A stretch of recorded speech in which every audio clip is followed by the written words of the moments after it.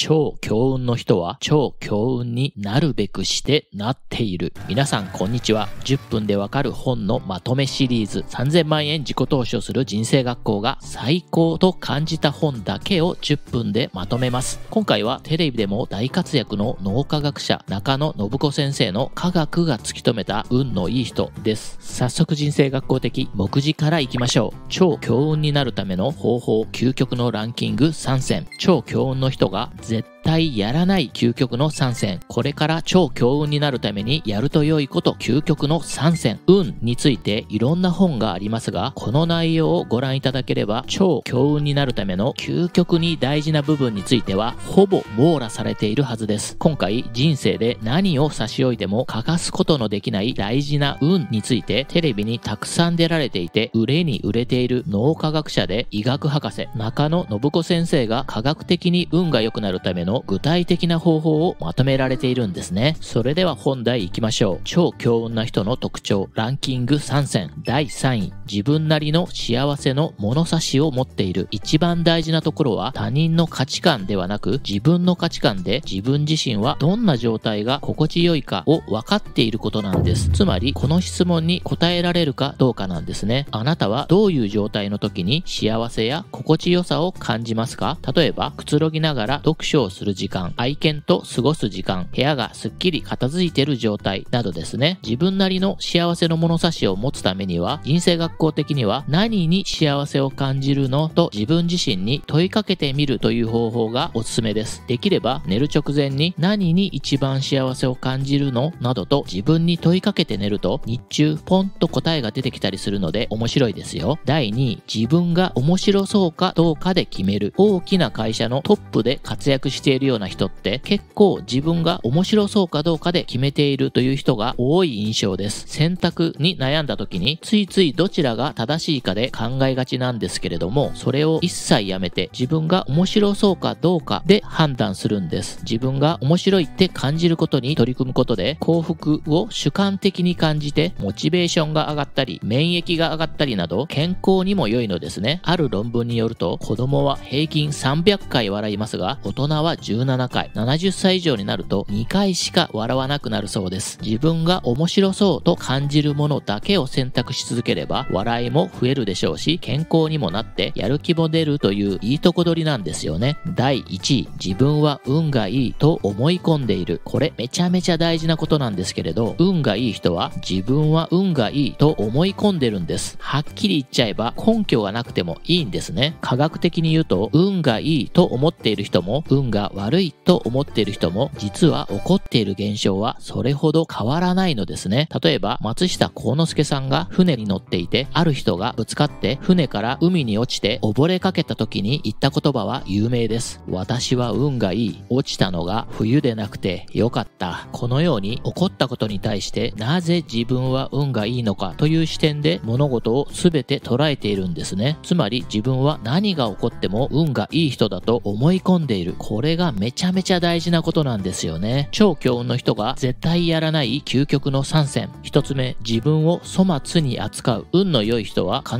ずと言っていいほど自分を大切に扱っています。なぜ自分を大切に扱うことが運の良さにつながるのかというと、それは割れ窓理論というものがあるからです。割れ窓理論、簡単に言うと軽い犯罪がやがて凶悪な犯罪を生み出すという理論です。例えばあなたの目の前に2台の車があるとします。1台はピッカピカに磨かれた車、もう1台は汚れていて車体に叩かれた跡がある状態です。もしあなたがこの2台の車のうちどちらか必ず棒で思いっきり叩いてくださいと言われたらあなたはどちらの車を叩きますか？おそらく多くの場合汚れている車を選ぶと思います。これ人間も同じなんですね。自分を大切にしている人を粗末に扱うのには抵抗があるんです。自分を大切にしている人こそ他人にも大切に扱われます。すると良好な人間関係を築けるのですね。だからこそまず自分を大切に扱うことが何よりも大事なんです。世界の大富豪の一人であるエドモン・ロスチャイルド男爵に見初められて贅沢な世界を手に入れたナディーヌ・ロスチャイルドさんはもともと貧しい家庭で生まれ育ち小劇場の女優だったそうですが自分をとっても大切に扱っていたようです。ナディーヌ・ロスチャイルドさんは言います。一人でお茶を飲むとしても縁のかけたカップなどではなく、一番上等なカップを使ってください。家で一人で夕食をとるなら、帰りにお花と美味しいデザートを自分に買ってあげましょう。今日からあなた自身を世界で一番大事な人として大切に扱ってみませんか？二つ目、真面目に生きる。これ意外だと思われるかもしれませんが、運のいい人は真面目とは逆のいい加減に生きているというのです。なぜかというと、いい加減に生きる人というのは自分を大切に扱っているとも言えるからなんですね。それとは逆に、いつも残業してコツコツ働き続ける人は、ある意味では真面目な人とも言えそうですよね。一方で、いい加減な人は自分の仕事が終わると周りを気にせずにさっさと帰ってパートナーと飲みに行くとかしてしまうでしょう。どちらが正しいかはさておき、どちらが自分を大切にしているかというと、いい加減に生きている人と言えそうなんですよね。もちろん会社という枠の中では真面目な人の方が好かれる場合が多いかもしれません。ここで大事なことは、自分で自分を殺してしまっている人は他人からも殺されてしまうことが多いということなんですね。ついでにいい加減な人は柔軟性があるので、緊急の事態に速やかに対応できるという特徴があります。また、いい加減な人は他人のいい加減さも許せるんですよね。他人の間違いにも、まあいいかと寛容になれるわけです。自分をないがしろにしていないか、自分の価値観を見失っていないか、世間の価値観に縛られていないかがとても大事な気がします。三つ目、運の悪い人と関わる。人ってとにかく近くにいる人の影響をめちゃめちゃ受けやすいんですよね。だからこそ、誰と関わるかというのは意外とめちゃめちゃ大事なんです。できれば前向きな考え方を持っている人と関わっていれば、多少の苦難があっても前向きに行動し続けることができるはずです。それぐらい人間って単純なんですよね。運が悪い人ってどんな人ですかっていうと、見分け方はとても簡単です。言葉や表情を見ていればわかります。例えば、ついてないなぁ、困ったなぁ、もうダメだ。そんな言葉を言っている人の中で運がいい人はいないはずです。そしていつも険しい顔をしている人、これも運がいい人とはとても言えそうにありませんよね。そういう人からは距離を離すようにすることが大事です。このあたりのことは次もう少し詳しく話しますね。3、これから超強運になるためにやると良いこと3選。1つ目、運のいい人と関わる。先ほどのように運の悪い人と付き合うのをやめて、運のいい人とできる限り関わるようにします。人の運の良し悪しというのは科学的に言うと、もともとその人が持っているというよりも、その人の行動パターンによって決まると考えられます。運のいい人のそばにいると、その行動パターンが似てきて運を呼び込むことができるんですね。いつも近くにいる人間に似てしまうというのは、脳の中にミラーニューロンという神経細胞が大きく関係しているのではないかと言われています。これは簡単に言うと、他人の動きを鏡に映る自分の動きのように感じて活性化するという特徴があるんです。運のいい人とできるだけ一緒にいるようにして、その行動をよく観察していると、まるで運のいい人と同じ行為をしているかのごとく、自分のミラーニューロンが活性化するんですね。そのうちに観察していた行動や振る舞いは自分のものとなって、自分も同じような行動パターンを取るようになるわけです。そして考え方や物の見方も似てくるはずなんですね。そうなったら締めたもんです。2つ目、運がいいと声に出す。これめちゃめちゃ大事で、めちゃめちゃシンプルなんですけれど、運のいい人は自分は運がいいと言っている人なんです。実際に目の前に起こった現象に対して、とにかく自分は運がいいと言っているんですね。だからこそ、もしあなたが突然会社をリストラされた場合は、周りにこのように言ってみると良いんです。私ってとにかく運がいいんだよね。これを機に絶対にいいことが起こるよ。楽しみ。こんな方法を教えた人が実際にリストラされた後に求人倍率何十倍の新しい会社にたった一人だけ合格したという事例があります。ちなみに給与が 1.5 倍になっておまけに職場も近くなったと言っていました。人生学校が初めて会った時は、私運が良くないんですよね。育児休暇の後戻ったら会社の席がなくなっていてと言っていたんですが、この話を聞いて私運がいいんですと周りに言い続けて、次3ヶ月後に会った時は私運がいいんです。もっといい会社に一人だけ合格したんですって報告いただいたんですよね。この時私もめちゃめちゃ嬉しかったです。私運がいいんです。ぜひ言い続けるといいですよ。3つ目、寝る前と起床時のポジティブな祈り。この本の中で運を良くするための方法として結構お勧めされているなと感じたのがポジティブな祈りなんですね。祈りというとご先祖様、お天道様、お地蔵様などにそっと手を合わせるイメージですが、ここではそれだけではななくて、願いが叶いますように、運が良くなりますようにと祈る願望の祈りも含めます。ポジティブな祈りというのは、心と体にプラスの影響を与えます。では、ポジティブな祈りとは何ですかというと、それは自分のことだけではなくて、自分以外の誰かの幸福も願う祈りです。例えば、もし自分の叶えたい願いがあったとしても、このように願うんですね。家族旅行を実現させるため営業成績が伸びますように、両親も喜